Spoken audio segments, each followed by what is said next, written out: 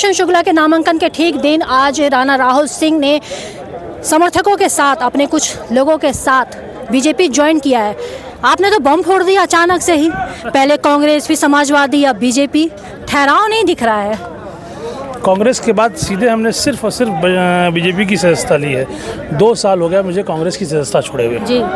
उसके बाद आपने समाजवादी का भी नहीं, काम समाजवादी पार्टी की कभी सदस्यता नहीं ली, और किसी भी राजनीतिक कार्यक्रम में समाजवादी पार्टी के अगर आप मुझे कहीं अगर दिखा देंगे तो मैं राजनीति पर से इस्तीफा दे दूंगा, पहली बात। दूसरी बात, 2 साल से लगातार महाराज जय के नीतियों से मैं प्रभावित था। मैं 2 साल पहले ही विधानसभा के पहले मैंने कांग्रेस की सभी प्रथम सदस्यता छोड़ दी थी। इस बार मुझे लगा कि अब ज्वाइन करना चाहिए, महाराज जी का आशीर्वाद लेना चाहिए, तो मैं ठीक लोकसभा चुनाव में महाराज जी से लगातार संपर्क में था साल भर के बाद जब कांग्रेस पार्टी छोड़ा था, और आज लगा उचित समय महाराज जी को, तो आज उन्होंने सदस्यता दिलाई। मैं भारत के जो स्वर्णिम भारत का इतिहास रचने वाला है, उस स्वर्णिम भारत के सबसे बड़े जननायक योगी आदित्यनाथ के नेतृत्व में काम करना चाहता हूं, उनके आशीर्वाद के नीचे रहना चाहता हूं। भारत का विकास, जो सोने की चिड़िया भारत होने वाली है, उसमें जो अग्रसर है, उसके सबसे बड़े जननायक, पूरे देश के सबसे बड़े जननायक योगी आदित्यनाथ महाराज जी हैं। वैसे जननायक के साथ अगर एक सिपाही के रूप में काम करने का मौका मिलेगा तो इससे बड़ी गौरव की कोई बात नहीं हो सकती है मेरे लिए। भारतीय जनता पार्टी। आपने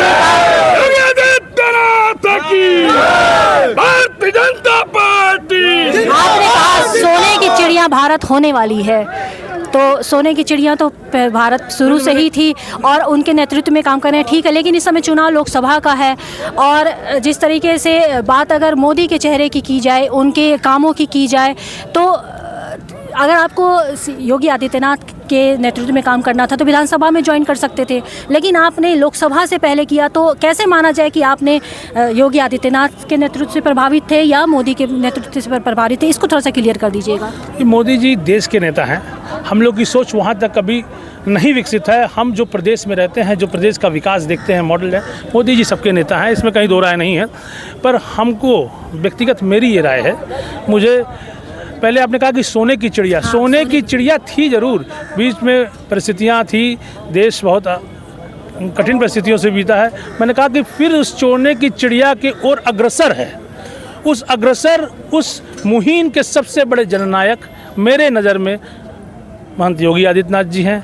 उनके छत्र छाया में काम करने के, एक सिपाही के रूप में काम करने का मुझे मौका मिला है। अगर वो जो जिम्मेदारी देंगे, मुझे अगर कह देंगे कि इस बूथ स्तर पे काम करना है, तो उस बूथ पे उस महानायक के एक सिपाही के रूप में काम करना चाहता था। आज उन्होंने सोचा उचित समय है तो उन्होंने दिया। कांग्रेस छोड़ने की मेन वजह क्या रही होगी? उनकी नीतियों से, देखिए, हर राजनीतिक व्यक्ति को कर्मों के बंधन होते हैं, पर विचारों की स्वतंत्रता होती है। कर्मों के बंधन होते हैं, विचारों की स्वतंत्रता होती है। अगर मैं जिस दल में हूँ अपने विचार न रख सकूँ तो उस दल में मेरा काम करना उचित नहीं है, ये मेरा मानना है। तो उसके फलस्वरूप मैं पार्टी छोड़ा हूँ। मैं जब अपने पार्टी के सामने अपना विचार ही नहीं रख सकता हूँ कि ब्लूप्रिंट विकास के लिए क्या ब्लूप्रिंट होना चाहिए, जब अपना बात ही नहीं रख सकते, उस दल में क्या कार्य करने का मतलब है? कोई मतलब नहीं है। ऐसे में आपने बीजेपी ज्वाइन किया है जब बीजेपी लगातार सवालों के घेरे में है। प्रधानमंत्री मोदी 1947 तक की योजनाओं की बात करते हैं, लेकिन मैनिफेस्टो की बात वो नहीं करते। लगातार वो राम मंदिर और जातियों को लड़ाने की बात हो रही है। कांग्रेस पे भी उन्होंने आरोप लगाया कि मंगलसूत्र छीन लिया जाएगा, संपत्ति छीन ली जाएगी।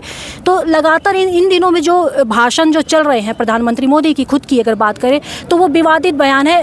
एक प्रधानमंत्री को इस तरह से बयान नहीं देने चाहिए, लेकिन क्या सिर्फ जातियों को देखकर काम करना बीजेपी में चल रही है, हिंदू मुस्लिम को लड़ाना? क्योंकि जिस पार्टी में आप थे उसमें ये सब चीज़ें नहीं थी, जिस पार्टी में अब आप हैं उसमें ये सब चीज़ें खुल्लम खुल्ला है चीज़ें। तो ऐसे में आप कैसे देखते हैं इस चीज़ को और कैसे इसमें आप काम कर पाएंगे? जो आपने कहा कि ये लड़ाने एक जाति और धर्म की राजनीति की बात किया है, पब्लिक के बीच ऐसा नहीं है। पब्लिक के बीच रहता तो ये मैंडेट नहीं मिलता। लगातार चुनाव में, हर चुनाव में, लगातार 2014 से जो चुनाव हो रहे हैं, लगातार भाजपा को बढ़त मिल रही है। अगर भारतीय जनता पार्टी नफरत की राजनीति करती तो ये पब्लिक उनको यह मैंडेट नहीं देती। आज भारतीय जनता पार्टी के सिर्फ और सिर्फ देश और प्रदेश के विकास के नाम पे देश, आप उत्तर प्रदेश में आप रात में सोते हैं तो चैन की नींद सोते हैं, क्योंकि ये प्रदेश अपराध मुक्त प्रदेश है। ये तो कुछ राजनीतिक व्यक्तियों का बनाया हुआ प्रोपगंडा है। एक बड़ा चेहरा प्रधानमंत्री खुद कह रहे हैं ये चीज़ को, कैसे प्रोपेगेंडा कैसे हो सकता है? प्रधानमंत्री ने कहा कि मुस्लिम विरोधी कभी बात उन्होंने नहीं कही। कहीं उनके भाषण में दिखा दीजिए कि वो मुस्लिम विरोधी बात करते हैं। ये जो उन्होंने कहा कि कांग्रेस जीतेगी तो सबको जीत कर कुछ दिनों के बाद मुस्लिम को समर्पित कर देगी। राजनीति नहीं करते हैं, जिनका डेवलपमेंट पे कोई ब्लूप्रिंट नहीं है, विकास की कोई सोच नहीं है, वो इस तरह की अनर्गल बात इसलिए करते हैं क्योंकि उनके पास कोई है ही नहीं अब लड़ाई लड़ने के लिए। आप विकास में तो भाई आप भी थे, आपने कुछ किया नहीं। आज जब कोई विकास कर रहा है तो आप ये बात कह दें कि ये तो विकास का ब्लूप्रिंट उनके पास नहीं है। आज डेवलपमेंट पे आप चर्चा कीजिए, विकास पे मोदी जी के कहाँ कुछ। तो ये बताइए, अगर बीजेपी में विकास है तो मोदी जी बार बार विवादित बयान क्यों दे रहे हैं? विकास की बात वो करें, पिछले 10 सालों में उन्होंने। देखिए, विवादित बयान कुछ लोगों के नज़रिए से है, आम भारत की ज़्यादातर जनता के नज़रिए से नहीं है। भारत की जनता के नज़रिए से इस बार मोदी सरकार 400 पार है, ये भारत का नज़रिया है। और कुछ लोगों का है जो एक प्रोपगंडा बनाया है ये विवादित बयान, ऐसा कुछ नहीं है। भारत की जनता का सिर्फ और सिर्फ एक बयान है, अब की बार 400 पार। चलिए ठीक है, ये थे राणा राहुल सिंह जो कांग्रेस को छोड़कर इन्होंने बीजेपी ज्वाइन किया है अपने समर्थकों के साथ। लेकिन कुछ ऐसे सवाल थे जिनका गोल गोल जवाब मिलता रहा, क्लियर फैशन किसी चीज़ में नहीं थी। लेकिन फिलहाल राणा राहुल सिंह ने कहा कि अब की बार 400 पार का नारा है, बीजेपी में हो सकता है मोदी सरकार इस बार फिर से लौट कर वापस आएगी।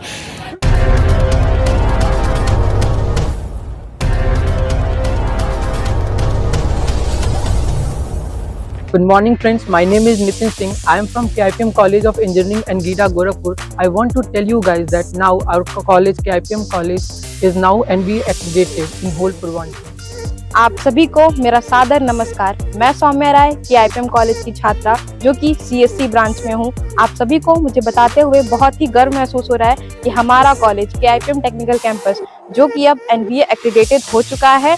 तो आप यहाँ आएँ, यहाँ की शिक्षा का लाभ लें और अपने करियर में एक नई ऊंचाइयों को प्राप्त। KIPM college of engineering and technology Gita Gorakhpur NBA द्वारा स्वीकृत पूर्वांचल का एकमात्र संस्थान है जहां पर बच्चों को गुणवत्तापूर्ण शिक्षा, national and international top multinational कंपनियों में प्लेसमेंट और हाईली क्वालिफाइड फैकल्टी द्वारा पठन पाठन का कार्य कराया जाता है।